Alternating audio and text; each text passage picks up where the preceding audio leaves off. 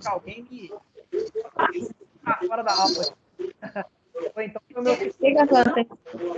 eu caí.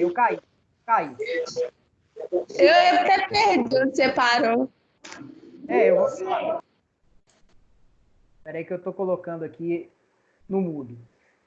Só confirma aí para mim, eu voltei a gravar, tá? Muito provavelmente a gente vai ter que gravar, vai ter que colocar 2 aulas, porque eu caí no meio da aula, tá bom? Vai ter que copiar 2 aulas. Bom, então eu vou continuar aqui, a gente estava mais ou menos com 35 a 40 minutos de aula, não é isso? Confirma para mim. Não lembro, né? Mas era mais ou menos isso. Então, olha só. Na Europa continental... 41 minutos. Beleza. Então, na Europa continental, você vai ter o seguinte. Você vai ter o Estado percebendo que ele precisava agir em favor dos seus cidadãos e o próprio capitalismo tendo que dar uma resposta àquilo que havia surgido como uma alternativa a um modelo econômico.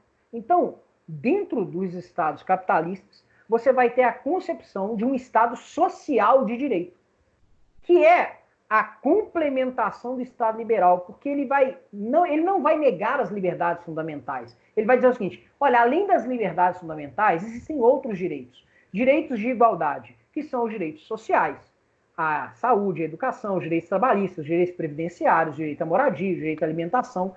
E as constituições, no modo de produção capitalista, vão começar a reconhecer esses direitos em favor das pessoas e atribuir ao Estado obrigações para com essas pessoas. Porque não basta dizer que as pessoas são titulares de direito à saúde, dos direitos trabalhistas, dos direitos previdenciários. É preciso que eu tenha políticas públicas desenvolvidas pelo Estado para garantir a essas pessoas condições de usufruir desses direitos. E olha que coisa interessante, esses direitos não são contrários às liberdades fundamentais. Porque, estou aqui, gente, cadê o professor? Estou aqui, ó. E esses direitos, eles são essenciais para o exercício das liberdades fundamentais, porque eles é que vão criar condições mínimas para que as pessoas tenham pontos de partida equânimes. Você tem inúmeros liberais, que são liberais igualitários, vou dar 2 nomes aqui, 2 contemporâneos, tá? O John Rawls e o Ronald Dworkin, por exemplo, que vão dizer, olha, não é que você tenha que tratar as liberdades fundamentais no mesmo patamar dos direitos sociais. Os direitos sociais são policies, eles vão dizer, no contexto norte-americano, mas eles são importantes. Na Europa continental, é muito mais do que isso. Eles vão falar, olha, não, eles são verdadeiros direitos.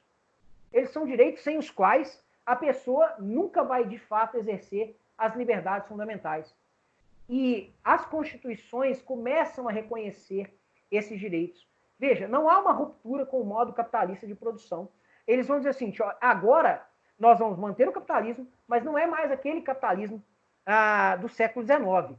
É agora um Estado que vai agir para garantir condições mínimas às pessoas para que elas possam exercer as suas liberdades.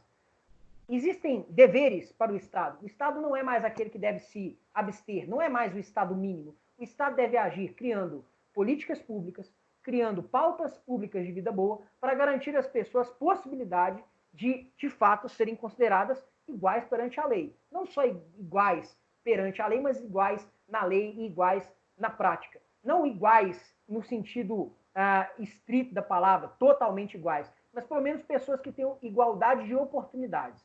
Pois bem, a primeira Constituição a reconhecer os direitos sociais é a Constituição Mexicana de 1917, mesma data da Revolução Russa. A segunda Constituição a fazer isso é a Constituição de Weimar, que é a Constituição Alemã de 1919, depois da Primeira Guerra Mundial. A Constituição de Weimar é uma Constituição extremamente avançada e ela é totalmente deturpada durante a ascensão dos nazistas ao poder e durante todo o período da Segunda Guerra Mundial. Totalmente deturpada porque ela tinha uma falha. Ela tinha um artigo, que era o artigo 48, que permitia ao chefe do executivo exercer determinadas prerrogativas além da conta.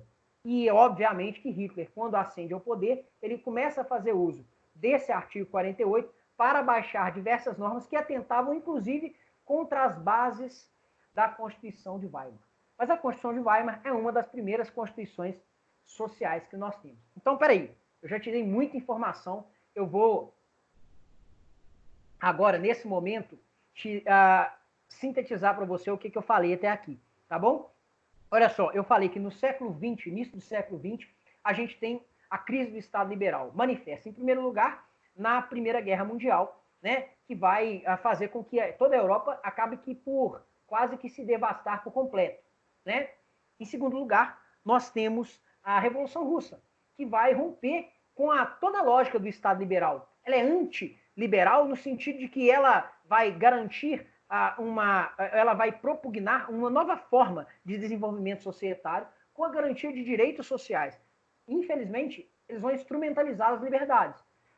O Estado de Direito, pensado sob as bases do direito do Estado liberal de direito, o Estado liberal de direito, portanto, ele não mais tem aquela tranquilidade de afirmar, olha, eu tenho que me conter com o mínimo aqui. Eu vou garantir a segurança, a propriedade e o cumprimento dos contratos. No mais, vocês vão buscar as próprias felicidades. Não dá mais para falar isso. As pessoas estão empobrecidas, as pessoas estão insatisfeitas, as pessoas começam a enxergar outras possibilidades e uma resposta do próprio Estado de Direito dentro do modelo capitalista é o desenvolvimento do Estado Social de Direito. Previsão nas suas constituições de normas para amparar as pessoas e normas essas que são reconhecidas como direitos de segunda dimensão, os direitos sociais, econômicos e culturais. Eu falei dos sociais. E os econômicos? Espera aí, a crise do Estado liberal ainda não chegou ao seu ápice. Tem um livro que eu li recentemente, que é esse aqui. Espera aí, eu vou sair aqui e vou voltar.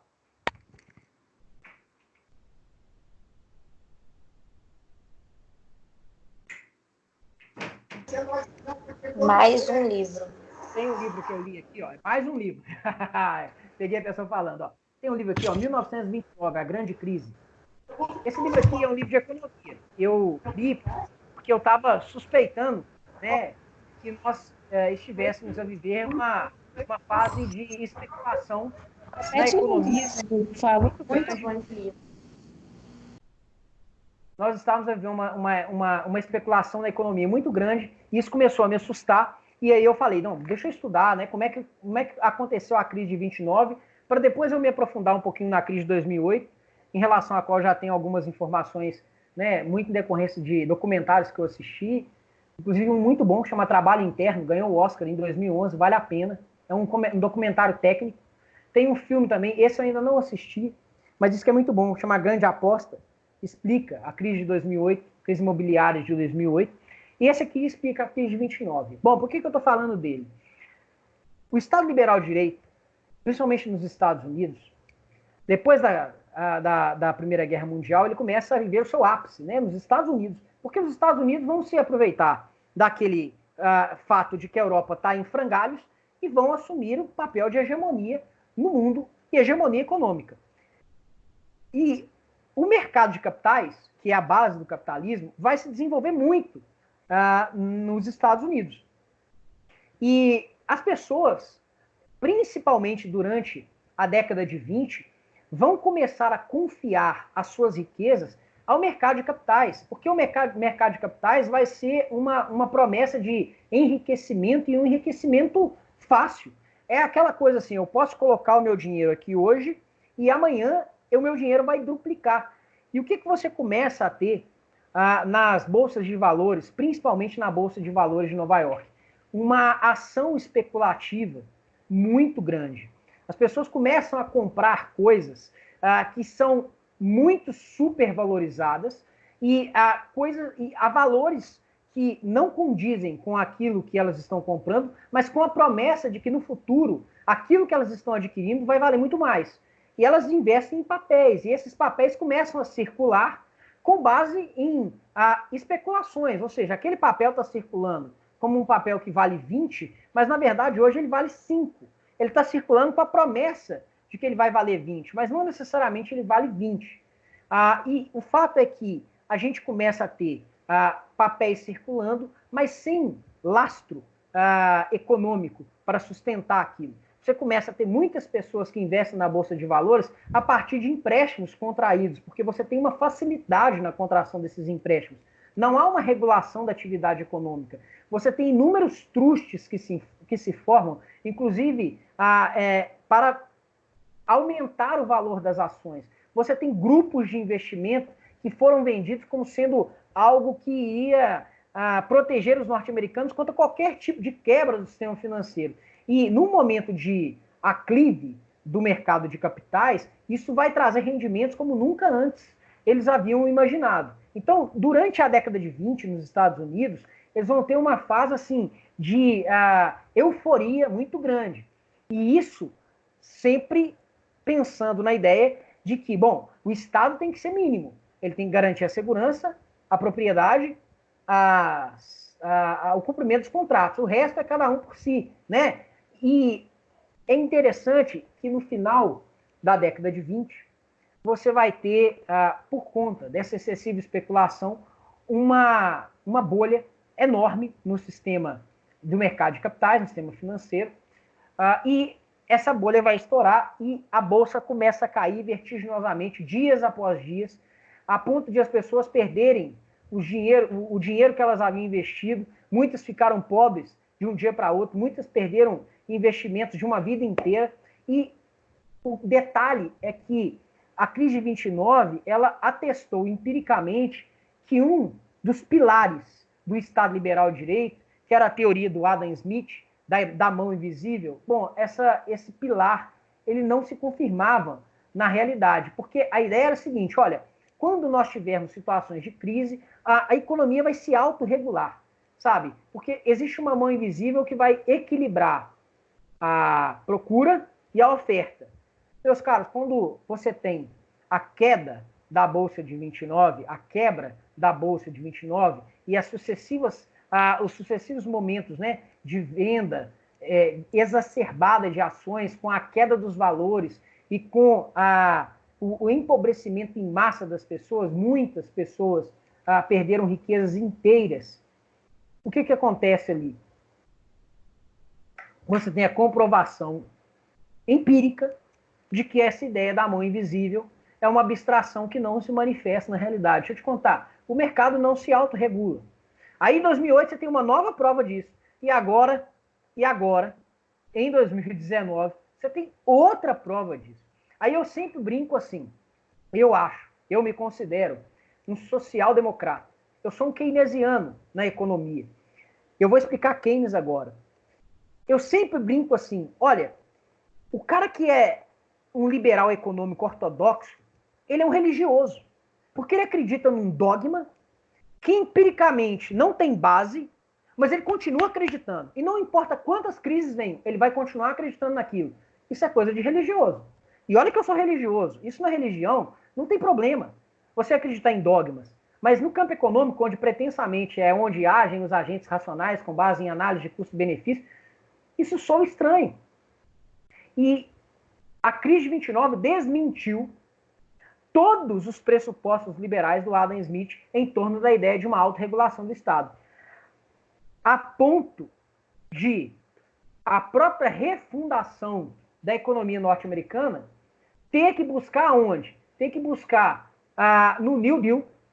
Quem nunca estudou o New Deal, sugiro, estude o New Deal com o Roosevelt, a ponto de os norte-americanos estabelecerem um novo pacto para refundar o Estado, para refundar a sua economia, que é um pacto que vai reconhecer direitos sociais para as pessoas, no plano legal, não na Constituição. Eles não vão criar outra Constituição, mas eles vão reconhecer diversas normas para proteção. Franklin Delano Roosevelt é o presidente do New Deal. Tá? Estudem o New Deal nos Estados Unidos. Então, vão reconhecer normas que garantem direitos trabalhistas, criam sindicatos, normas que garantem direitos previdenciários, vão reconhecer obrigações do Estado para com as pessoas, porque depois da crise de 29, com a Europa em frangalhos, ou seja, o comércio estava prejudicado, com a América Latina vivendo também os reflexos da crise de 29. Não tinha jeito, ou o Estado amparava as pessoas, ou as pessoas iriam morrer de fome. Mais um cenário de crise do Estado liberal de direito, mas agora no campo econômico. Aí surgem direitos, como dizer o seguinte, olha, sabe aquela coisa dos trustes? Empresas que se juntam para quebrar os concorrentes, para depois monopolizar o comércio, para depois monopolizar a atividade econômica? Isso não pode, porque isso é prejudicial à própria economia, isso é prejudicial ao consumidor. Sabe o que acontece hoje? Por exemplo, você começa a ver uma determinada Então, gente, é duro, né? Falar isso agora, o pessoal vai até me confundir, né? Se eu falar assim, uma determinada drugstore Não, você pega Araújo. Araújo está monopolizando o sistema de farmácias em Minas Gerais. Daqui a pouco não tem mais farmácia concorrente da Araújo. Aí a Araújo comercializa os medicamentos que ela vende ao preço que ela quiser. Isso é péssimo para o consumidor. Então, começam a surgir normas que vão falar assim, olha, peraí, calma. Olha só, na economia, o Estado tem que agir. Mas ele não vai agir para inviabilizar a atividade econômica. Ele não vai se apropriar dos meios de produção, não. Ele vai agir como mediador. Ele vai intervir para regular a economia quando surgirem movimentos de crise. Por quê? Porque a economia não se autorregula. Esquece. Ela não se autorregula. E um dos pensadores que vão criar as bases para que isso, né, possa ser desenvolvido no sistema capitalista é o John Maynard Keynes, que é um autor inglês, um economista inglês, que vai desenvolver as bases para o Estado Social de Direito e para a social-democracia, que, vejam, é uma alternativa do sistema capitalista ao modelo socialista. Eu sempre brinco assim, se você analisar de uma forma ampla, o John Maynard Keynes vai defender um capitalismo renovado. Sob uma ótica ampla, a gente está falando de socialismo. Mas sob uma ótica estrita, você tem o socialismo real, marxista-leninista, que vai se desenvolver na Rússia e depois na União Soviética, e você tem o Estado Social de Direito, que vai se desenvolver em toda a Europa, inclusive nos Estados Unidos, sem abandonar o modelo capitalista. Só que não é mais o capitalismo predatório, o capitalismo desregulado, o capitalismo totalmente insano do século XIX. E isso vai se concretizar principalmente depois da Segunda Guerra Mundial. Para fechar a aula, o último dado de crise do Estado Liberal de Direito, a Segunda Guerra Mundial. Porque, vejam, para chegar na Segunda Guerra Mundial, eu tenho que explicar algumas coisas. Eu tenho, na Itália e na Alemanha, o surgimento de movimentos que são a negação. A economia não se autorregula. O Estado o quê? O Estado age para regular a economia e criar bases para impedir atividades econômicas que atentem contra a própria economia. Por exemplo, conluios entre empresas para quebrar os seus concorrentes, para depois para depois comercializar os seus produtos no preço que eles quiserem. Entendeu? É um exemplo bem simples para você entender. Conluios no mercado de valores para fraudar o próprio mercado, a própria bolsa de valores. Ações especulativas para supervalorizar ações, para enriquecer poucos em detrimento de muitos. Privatizar os lucros, socializar os prejuízos. Já viram falar disso? Então, bom, expliquei. Agora eu vou falar da Segunda Guerra Mundial e vou encerrar a aula de hoje. Olha só, antes da Segunda Guerra Mundial, você tem surgimento na Itália e na Alemanha de uma ideologia, de um movimento extremamente autoritário, que é antiliberal, antissocial, antissocialista, ultranacionalista, chauvinista, que vai basicamente ser apoiado pelo grande capital na Alemanha e na Itália, e que é, por assim dizer, uma afirmação de uma ideologia populista, mas é um populismo de extrema direita. Deixa eu te explicar isso com calma. Por que o fascismo e o nazismo, que é uma versão aprofundada de fascismo, são autoritários? Porque eles pregam a negação dos direitos liberais e dos direitos sociais. Sob vamos falar assim, sob um véu, sob um invólucro de proteção de direitos. Eles te prometem algo, e nessa época se desenvolve uma propaganda extremamente absurda, sabe? É uma propaganda assim, olha, vamos valorizar o alemão, vamos valorizar o italiano. Na Alemanha, então, né, vai se desenvolver a ideia de que eles são uma raça superior. Então, o alemão ele tem que ser protegido contra uma ameaça externa, né? O estrangeiro está roubando o seu emprego, sabe? O judeu, ele está roubando as riquezas da nação. É a raça ariana mesmo, isso mesmo. E veja, nós temos que confiar em alguém que consiga agregar essas pessoas que estão alijadas, que estão vivendo em situações extremamente degradantes. Lembrem-se, Alemanha e Itália e o Japão, né, que vai se aliar a essas duas na Segunda Guerra Mundial, a Alemanha e a Itália foram derrotadas na Primeira Guerra Mundial. Elas suportaram condições, né, de um tratado internacional extremamente degradantes. As pessoas ali estão vivendo em situações muito ruins em termos sociais, estão empobrecidas, e nada melhor para uma pessoa que está com a estima baixa que alguém surgindo e dizendo: você é uma raça superior, você é melhor, você precisa se valorizar, você precisa ver o seguinte, que alguém está roubando a nossa nação. E essa pessoa que eles vão escolher é a pessoa do líder, sabe? Há um culto ao líder no nazifascismo, né? Sabe aquela coisa do Heil Hitler? Então, eles incorporam isso do movimento fascista. É uma versão alemã do Ave César. É uma ideia assim, de idolatria em relação ao líder.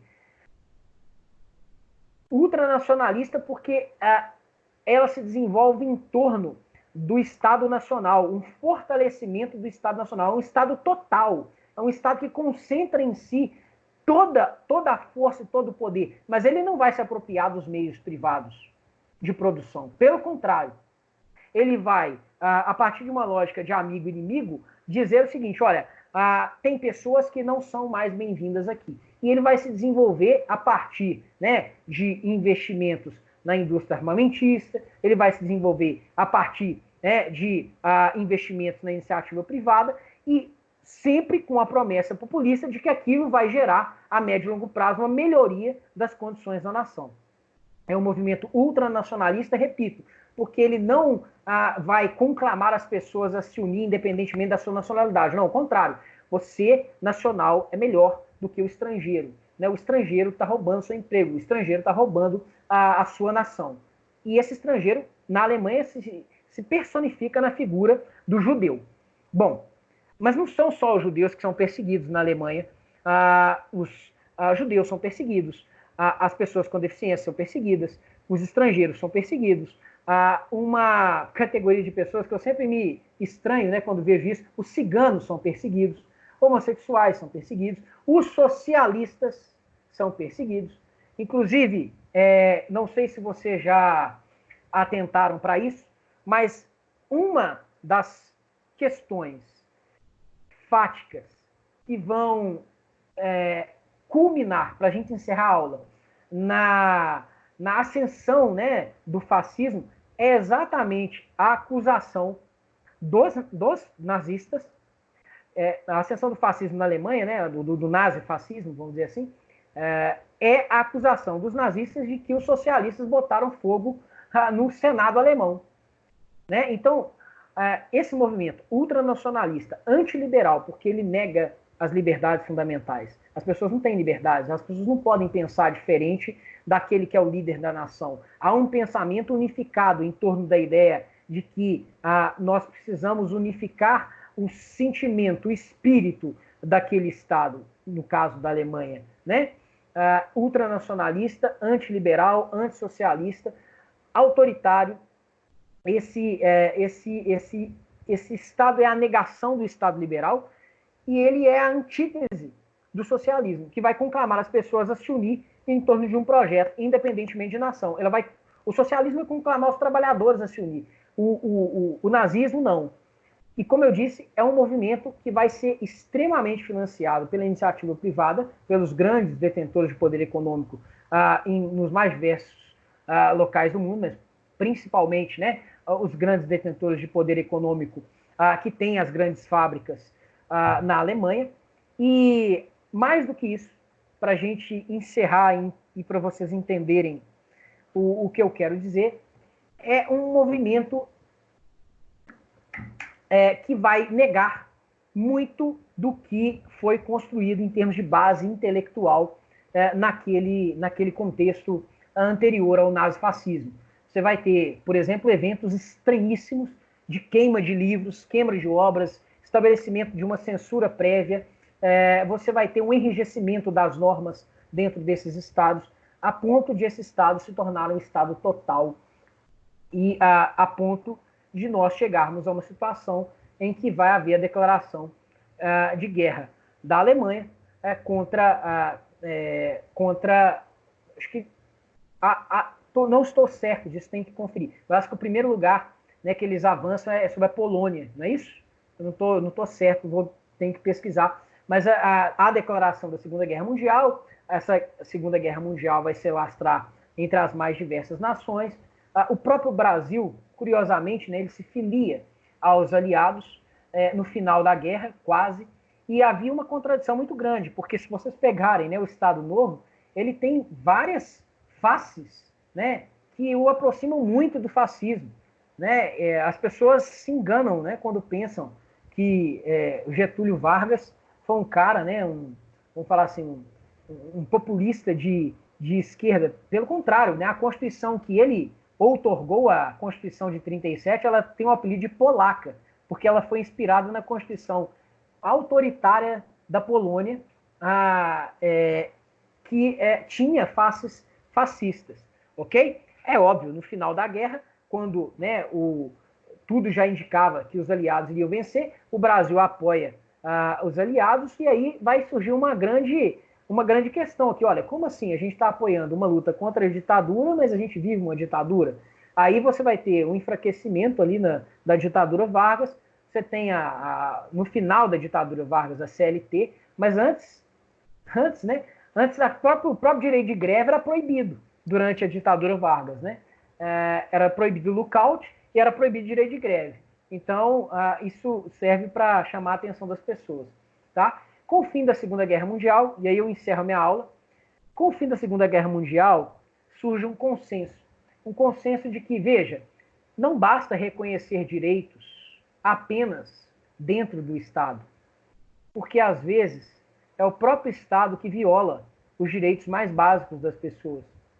É quase que uma constatação que os liberais viram no século XIX, no século XVII e no século XVIII. Mas agora uma constatação mais, vamos falar assim, mais brutal, porque as pessoas vão se dar conta de que o ser humano é capaz de cometer as piores atrocidades possíveis, inclusive colocar pessoas dentro de câmaras de gás para morrerem asfixiadas, né, o que foi o retrato do Holocausto na Alemanha. Então, a partir do fim da Segunda Guerra Mundial, vai se construir uma base para que nós tenhamos, além do reconhecimento de direitos dentro do Estado, direitos também protegidos para além do domínio estatal, que nós vamos chamar de internacionalização de direitos humanos. Na próxima aula, eu vou conversar com você sobre isso, tá bom? Não deixe de baixar as duas aulas de hoje, né? Porque a primeira parte com certeza já está aí no chat de vocês e eu vou postar as duas lá, tá? Eu tenho certeza que é muita informação. Eu estou acabando a parte da análise histórica dos direitos humanos. Acho que na próxima aula, amanhã, eu termino. E eu queria mesmo que vocês me dessem um feedback, se vocês estão gostando, né? Se está muito rápido, se não está, para a gente poder tirar as dúvidas, tá bom? A partir da próxima aula, a partir de amanhã, a gente continua, tá? Ainda no Skype, até eu conseguir ajustar tudo lá no Mobile. Combinado? Combinado, gente? Então, até amanhã. Tchauzinho. Não deixem de baixar a aula, hein?